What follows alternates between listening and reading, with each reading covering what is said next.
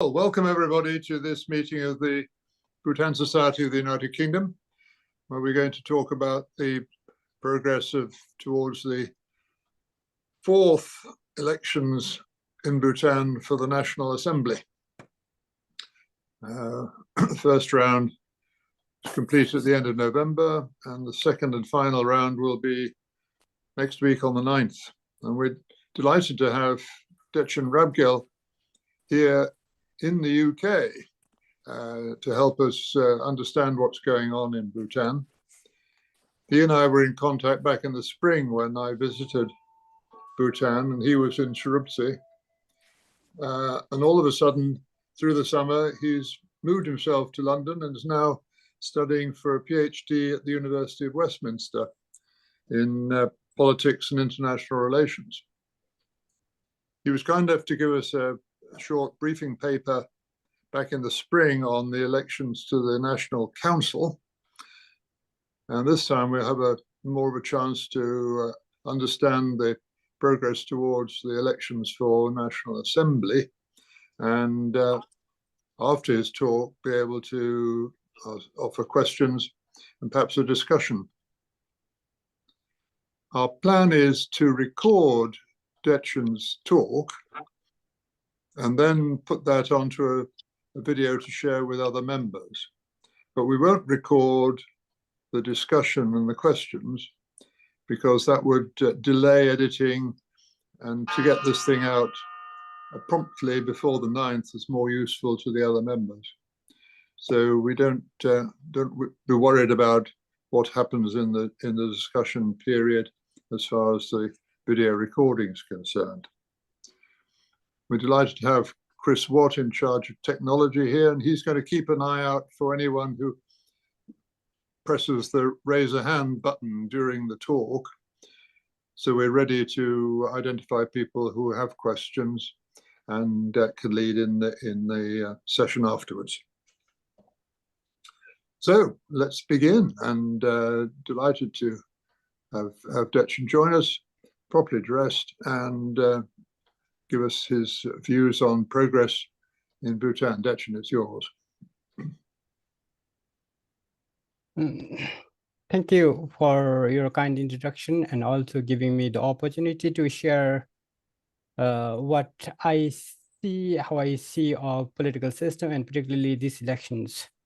My motivation and inspiration in accepting your request is simply to share what I think, primarily to broaden our discourse on politics and political system, as it influences our governance as well as our personal lives.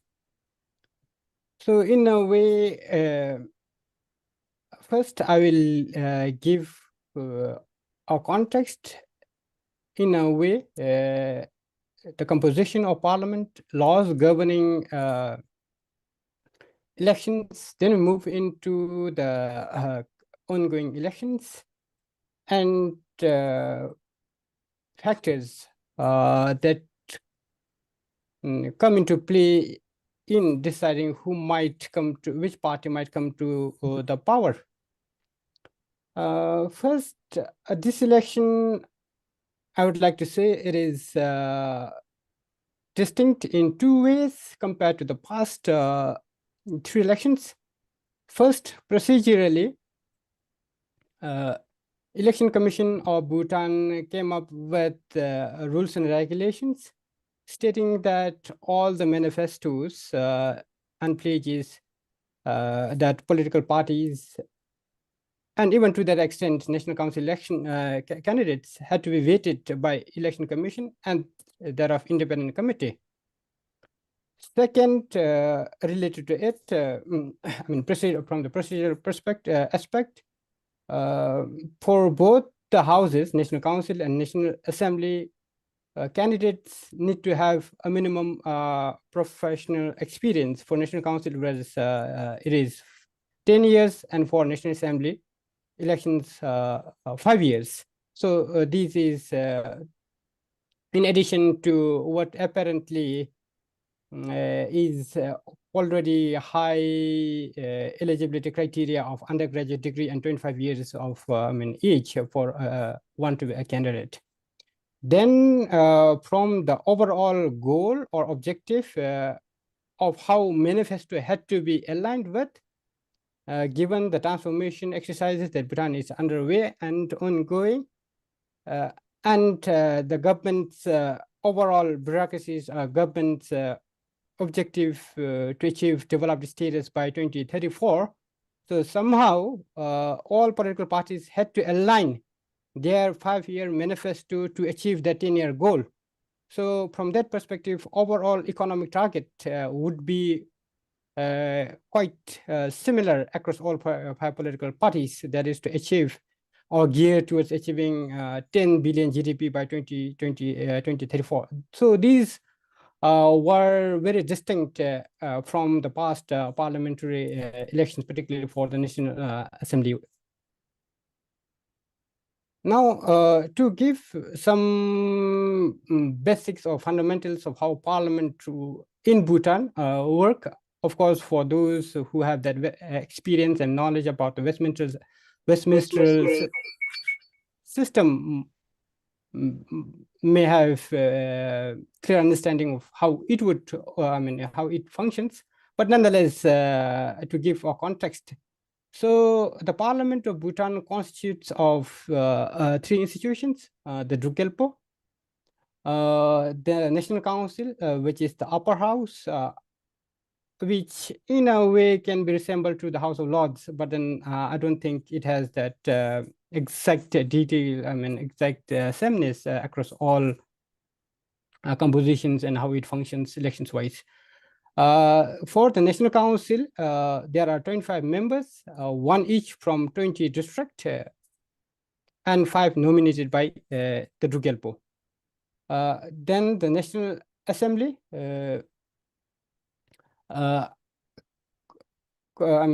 popularly associated with lower house, but then in Bhutan it doesn't necessarily, one may not necessarily find it easy to say this is upper and lower house. Rather, their functions are based on the power they have over the financial resources or the monetary bills. So the National Assembly is the house from which the government is formed and political parties contest. So for the National Assembly, the seats are determined based on the population of a district, and in which the highest constituency cannot go over 55 overall. And from that, the Dzongkhag with highest population or the maximum population will have at the maximum 7 constituency and the minimum of 2. Right now, the highest is 5, with Trashigang having 5 constituencies. Then the key difference here is, and of course, I'll go difference between the National Council and National Assembly here is, of course, both the houses have mandate over legislative functions. National Assembly, it is only in the National Assembly that monetary and financial bills can originate. Of course, the deliberation of financial and monetary bills can happen in the National Council, but then their advice or opinions can be just advisory. It is not binding on National Assembly to adopt. So that's why people also are more interested in National Assembly, as voter turnout over the past 3 elections would suggest. Now, narrowing down to the today's presentation. So National Assembly of Bhutan is a two-party. It's quite different in most of the democracies. That in most of the democracies there tend to have coalition parties, but then in Bhutan there is no provision as to have coalition parties. So it is simply the ruling and the opposition party. Its tenure is for 5 years, but then it can dissolve prematurely on 3 grounds. First, on the recommendation of Prime Minister to the Drugelpo. Second, the dissolution of the political party itself. Then the third, if a 2/3 majority of motion of no confidence is passed in the National Assembly. However, National Council is a continuous house, so it cannot dissolve. And to determine the ruling and opposition party, or the government rather, so there are 2 rounds of elections: primary round and general round. In primary round, so all registered parties, upon submission of their intention to participate or contest in the election, can participate. And herein, the 2 parties securing the highest votes nationwide would go through. And so herein, the result takes into account of the aggregate vote. Then the 2 parties securing the highest votes, first and second, they go into contest in the general round. And herein, the winning party is determined based on the number of seats or constituencies won by a party.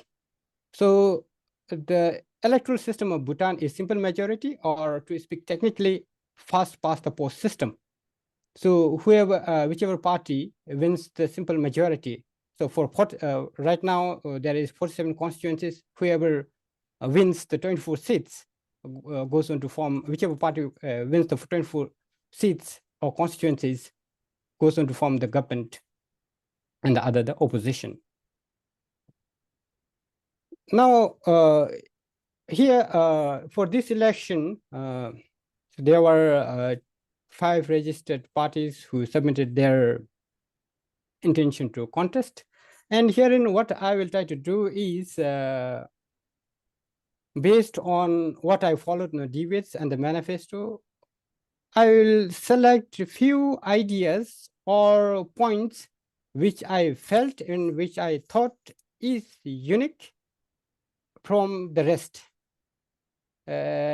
which perhaps could be a determining factor for people, particularly undecided voters, to choose for. And of course, the narrative they, each of the party put forward. And subsequently, to give our context as to what factors could play out. So I will also run down briefly through the profiles of the leadership and their membership composition, to give a sense of broader picture of overall composition of party vis-a-vis how Bhutanese electorates see different political parties. First, Bhutan Tendrel Party, their campaign manifesto was, is based on their economic goal for a prosperous Bhutan. And in their discussion debates, they put forward the motto of your voice, your hope, in a sense to give that sense of agency to people that they are trusted. The second party, Druk Nyamrup Sokpa, so their manifesto is themed around putting nation first for people, prosperity, and progress. GNT was the incumbent government, and in that, sorry, I forgot to mention here, and BTP, they focused on service delivery, and one unique thing or narrative they put forward was, we need to trust our own people, which I found quite distinct compared to the rest. Then with regard to Nyamrup, since they were the incumbent, so and given all those reform exercises and also COVID, so building on these narrative, of course, they took those hard decisions, particularly managing out the civil service top bureaucrats. So supposedly aligning with what they did. So it was, their narrative was that they put nation first, that they didn't see political interest. And in doing so, they didn't really take care of losing votes. So whatever it was felt, particularly the reform exercises, which came hard on certain people, so they didn't really, take into account of political or party interest. And one thing was COVID, because of those very strict COVID protocols, which might have hurt certain section, and to that extent, former Prime Minister, even he during his public debates, were quite apologetic about those decisions he had to make. But then he said there was no choice. So around, so it was built around those things or decisions the incumbent the government had to take. Druk Pinsum Sokpa, the opposition party, then. So there was, of course, it was Druk Pinsum Sokpa was the first ruling government from 2008 to 13, and also opposition between 2013 and 18. So their theme was economic prosperity and social well-being. So equity and justice, it continues to be their overall sort of motto. And in them, what I found distinct or pretty consistent was to achieve self-reliance by 2034 and maintain that 8% GDP annually. I mean, growth rate.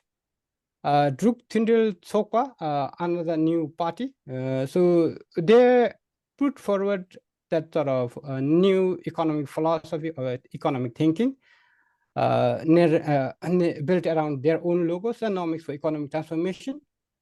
So their motto was change we must, in Tendrel we trust, but then their Dzongkha version is quite different, that whatever they put forward are based on the consultation at the grassroots, Mr. Tinde. Now, based on the popular kind of conversation around Tindale was, they came up with quite radical economic ideas, such as building hospitals in Australia, and also complaint around lack of poor public service delivery, that they will convert current ministerial enclave to a service deliveries enclave. I cannot really come up with English equivalent, but what in Dzongkha term is that Kenge Densa, that means ministerial enclave, to Shapto Densa. Shapto means service, Densa means residence. Then People's Democratic Party, opposition from 2008 to 2013, and government from ruling party from 2013 to 14. So they manifest its contract with Bhutan. So 2000 from 2024 to 2029, we'll be implementing our 13 plan. So 13 plan plus 13 bridges. So they have that 13 thematic areas. And very unique, distinct from other parties was they given ongoing exodus of Bhutanese living in droves. So they pitched their idea around Bhutan is facing an existential crisis. So if we do not act now, when? And it's time. And built around these, so they were they are pitching on whatever accomplishments they have had as a government between 13 and 18, such as central schools, particularly helping those poor, farm routes, and those helicopter services and highways. So these are general for Tendrel and PTP. These continue to be the narratives or kind of ideas they pitch forward. And for other parties, so those were the ideas, I mean, agenda they put forward. Now, what was at on the table? Now, during the, so herein I'll, building on the previous slide where I give a brief overview of the party and overall idea or some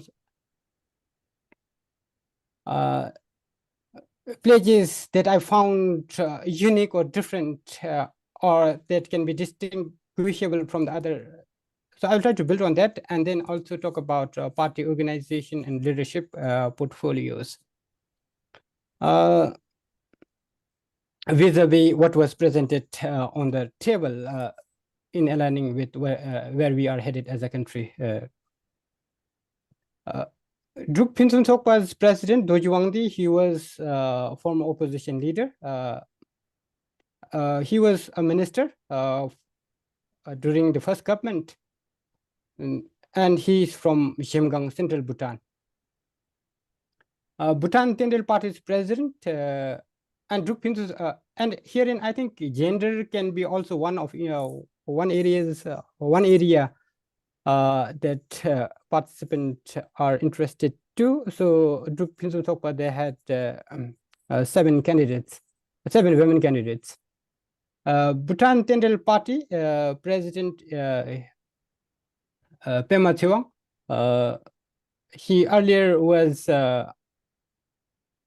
secretary of the National Land Commission, and he was also awarded Red Scar by His Majesty the King. And he is from Trashigang, from the eastern district. Then People's Democratic Party, the president is Tsering Topke, former prime minister between 2013 and 18, and opposition leader between 2008 and 13. And he is from Ha, Western Bhutan, indeed extreme west. Then Druk Nyamrup Sokpa's president is Dr. Lote Tshering, former prime minister, medical doctor by profession, and he is from Thimphu, the capital, South Thimphu. Then the next Druk Tendrel Sokpa's president is Kinga Tshering. He has background in working in corporate sector, particularly Bank of Bhutan, where he is attributed of starting with ATMs, indeed kickstarting the technology in banking sector, and also DHI Infra. And later he also was a member of parliament, and he is also from Thimphu, North Thimphu. And all 4 of them, except for Bhutan Tendrel Party's president, they have parliamentary experience. And BTP, they have 3 women candidates. BTP 3, Nyamrup, they had 7, Tendrel 6 women candidates. Now, and of course, BTP has women as vice president, former minister. Now, as to situate their manifesto pledges in tandem with what government or bureaucracy is doing. So these were the questions that were asked during the presidential debate on 6th November, which I suppose were framed by Election Commission. Maybe they must have sought some views by those who are there in the independent committee, and also and moderated by the BBS, that is Bhutan's only national television broadcast. So the questions, as one can see: national debt and the national economy, disruption in public service delivery due to civil servant attrition, LGC graduation benefits and disadvantages of graduation, carbon trading, how it could help Bhutan's economy using emerging technologies such as AI and blockchain to help economy. So as I see it, so the questions and the focus were primarily on the economic aspect. Of course, there is one aspect on civil service, but then it has that economic dimension too. And so from that perspective, it is reasonable to say that parties were in a way aligning their manifesto, given the economic focus of all those pledges and manifestos to achieve 10 billion GDP by 2034 is somehow in alignment with what government, bureaucracy is doing right now. The draft plan for 13th Five-Year Plan is ongoing, and indeed it is sort of a roadmap for what is to achieve, what is to be achieved by 2034.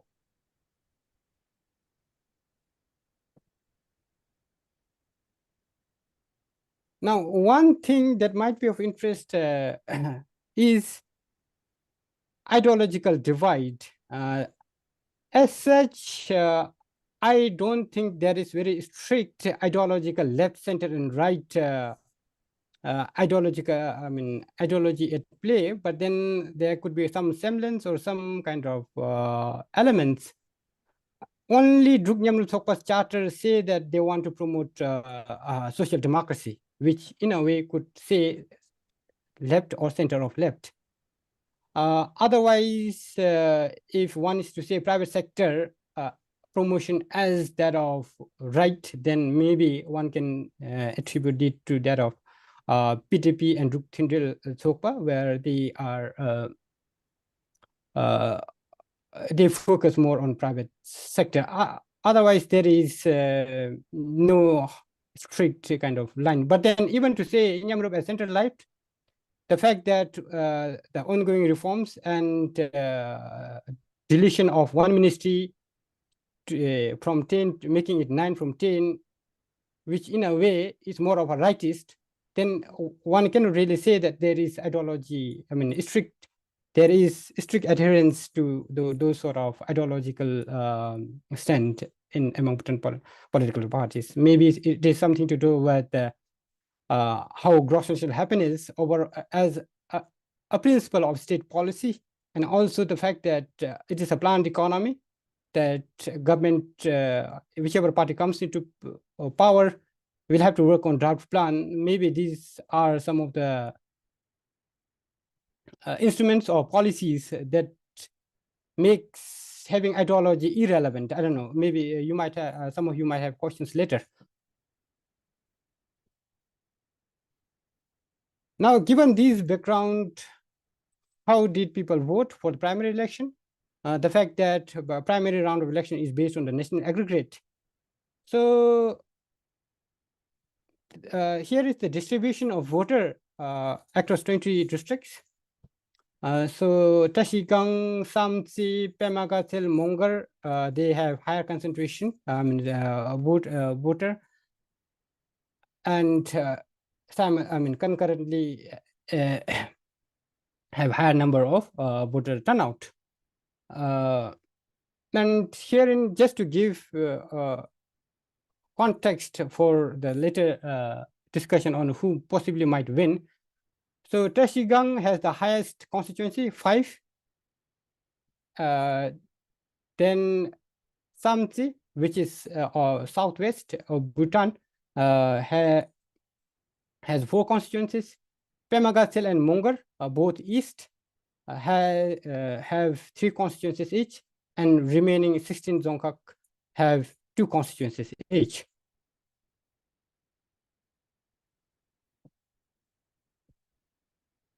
Now, this was the result, the overall aggregate vote. So Bhutan Tendrel Party, and they secured one of the new political parties. They secured 19.5%, 8% of the total vote cast.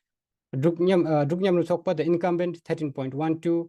Druk Finsun Thokpa, then opposition party, 14.91. Druk Tendrel Thokpa, 9.83.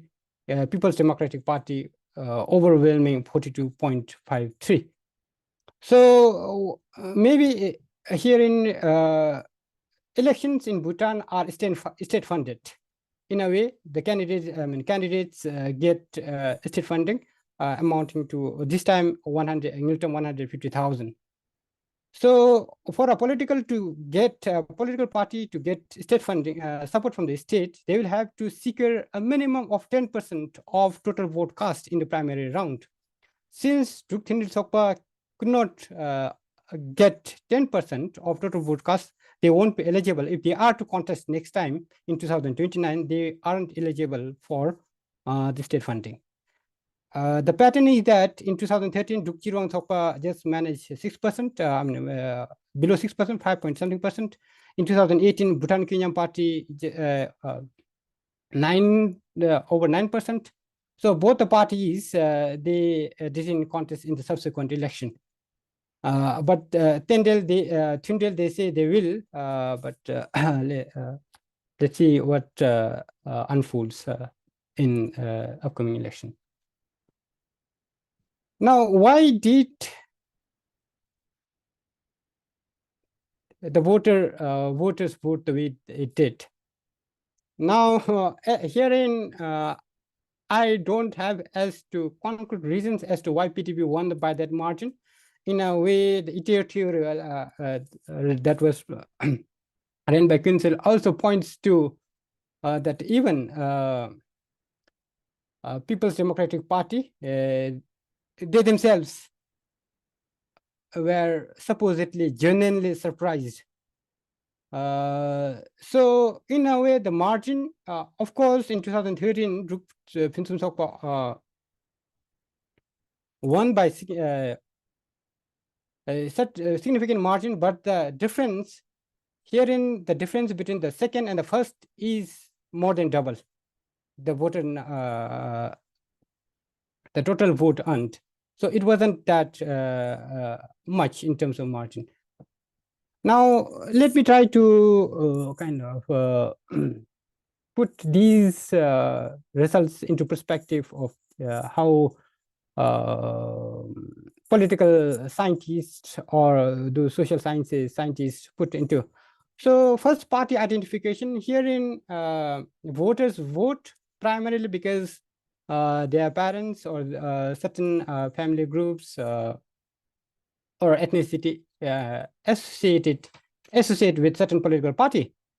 So herein, it is more of a political socialization or psychological attachment with certain party. Maybe I think how in the UK, how residents of certain cities developed or support football clubs can be one example of, for example, parents taking their kids to football matches and developing that attachment could be, I mean, it can be one example as to see how that party identification is associated with the socialization process, that family support and their children also support. But in Bhutan's case, what I think as of now is, since it is just 15 years, it will be quite difficult to say that. Of course, the pattern suggests that herein, so PTP won, if we are to go by the constituency, so PTP won in 39 constituencies. So those blue ones are the ones that were that were won by deputy that is in that are in Pema Gatsel, which is of course deputy's stronghold, and first prime minister was from Pema Gatsel. So till date, deputy, I mean, Pema Gatsel has been deputy's stronghold. Now, from that perspective, one might argue that there is party identification here. But personally, I see it is too less a time, given 15 years, that there is that intergenerational attachment, or there is general attachment to a party. For example, a kid born in 2008, when we had first election, is yet to be 18 right now. So I don't think that can be kind of, that party identification can be used to explain Bhutan's voting pattern.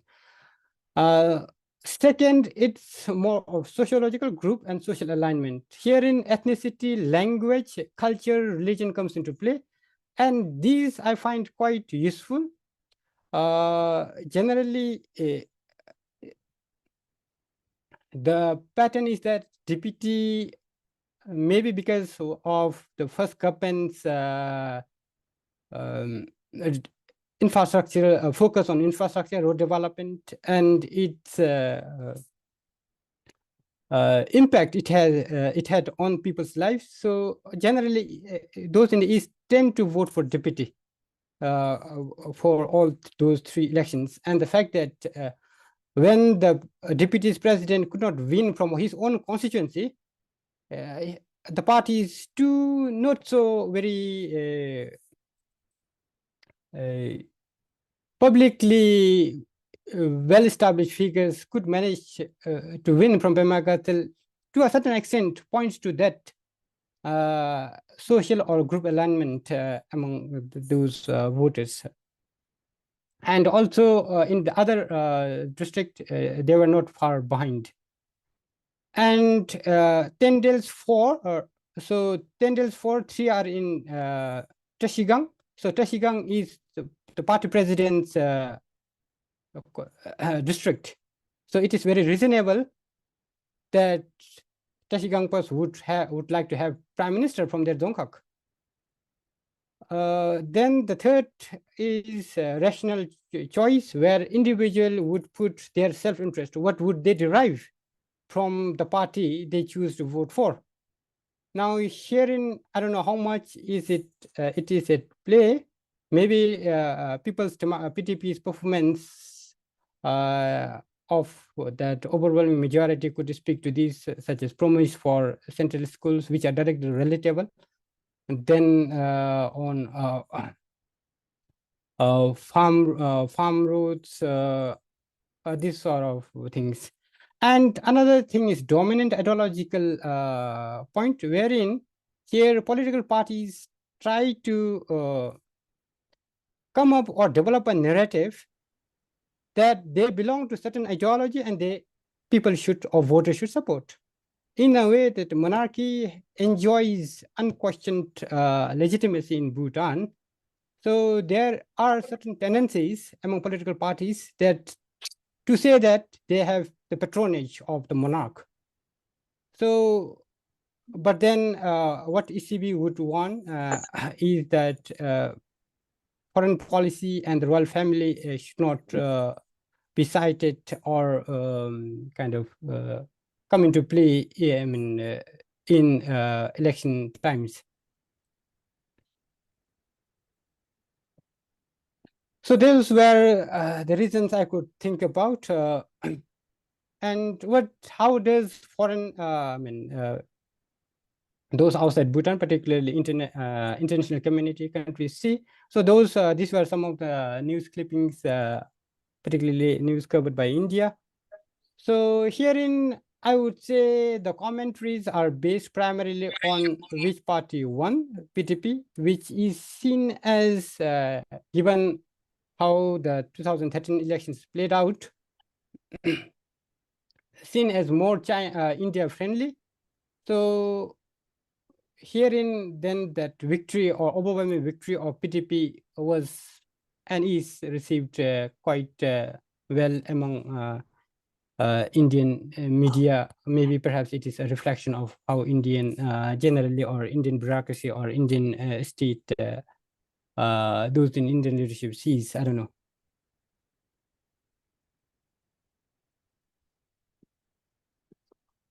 So now, given these things, so the poll day for general election is on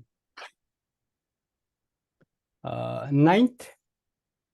So the party that would form the government, or that will form the government, will have to win at the bare minimum 24 seats.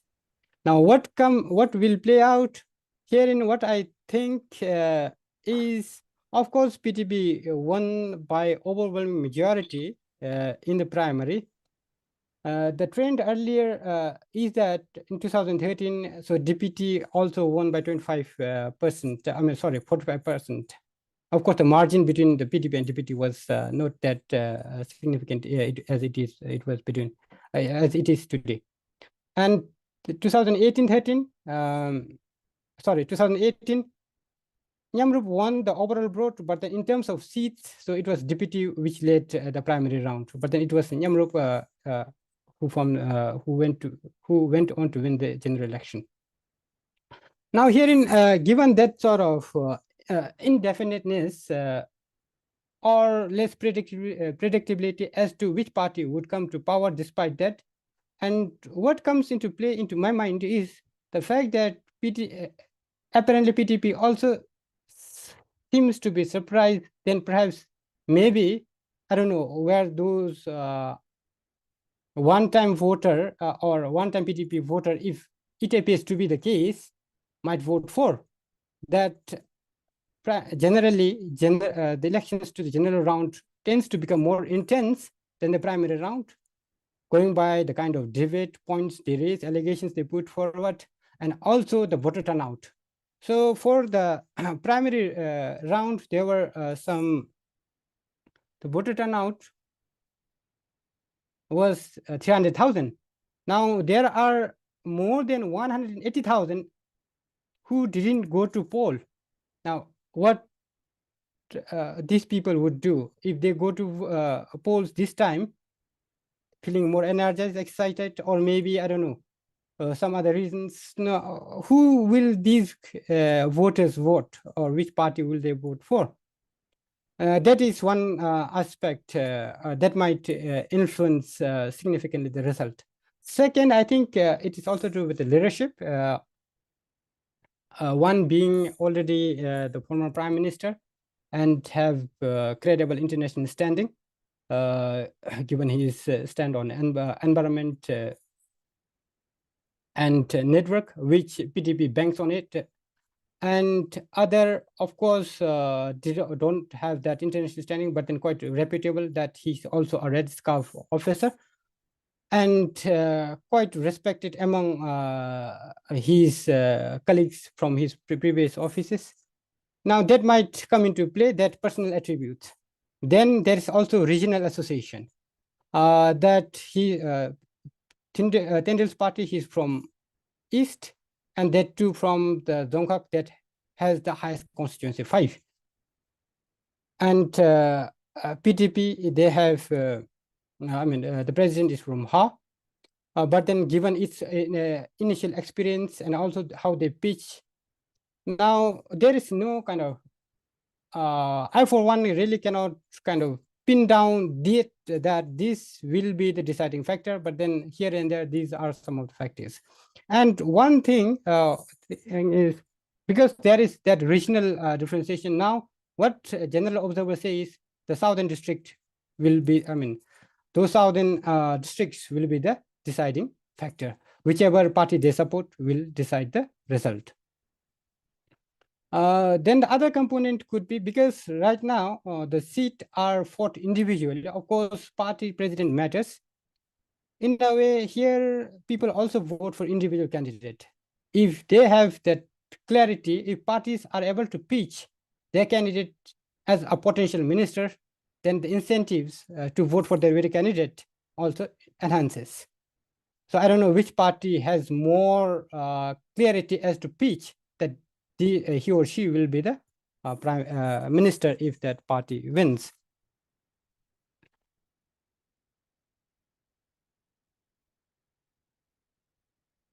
So I think that this is all on my part. So if there are any questions, so those were what I thought and what I think. So questions, and if there, I suppose there are also other Bhutanese, if you have any comments contradicting me, so you are most welcome. Dechen, thank you so much. That was a very comprehensive and thoughtful exposition of where we are and the challenges ahead and the choices which the electorate have to make.